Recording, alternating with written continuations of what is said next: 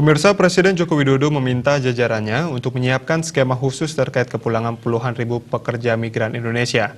Diperkirakan terdapat 34 ribu pekerja migran Indonesia yang akan kembali ke tanah air pada Mei dan Juni mendatang.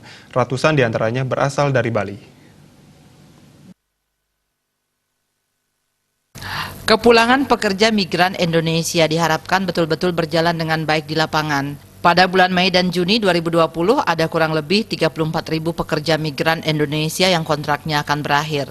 Para pekerja tersebut terbesar berasal dari daerah Jawa Timur sebanyak kurang lebih 8.900 pekerja, disusul Jawa Tengah sejumlah 7.400 pekerja dan Jawa Barat dengan 5.800 pekerja. Sementara itu PMI dari Nusa Tenggara Barat berjumlah 4.200 pekerja, Sumatera Utara dengan 2.800 pekerja, Lampung 1.800 dan Bali dengan jumlah 500 pekerja.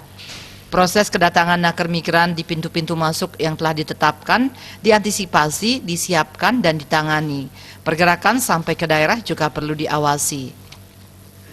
Pemerintah menyiapkan pintu masuk bagi para pekerja migran tersebut melalui sejumlah jalur, yakni melalui jalur udara di Bandara Internasional Soekarno-Hatta dan Ngurah Rai, jalur laut melalui Pelabuhan Benoa dan Tanjung Priok, serta melalui Batam dan Tanjung Balai dengan pekerja migran dari Malaysia.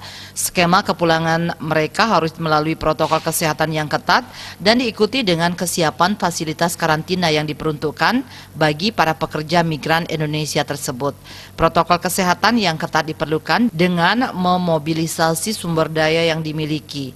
Kesiapan tempat karantina dan rumah sakit rujukan bagi para pekerja migran perlu diperhatikan. Wartawan Bali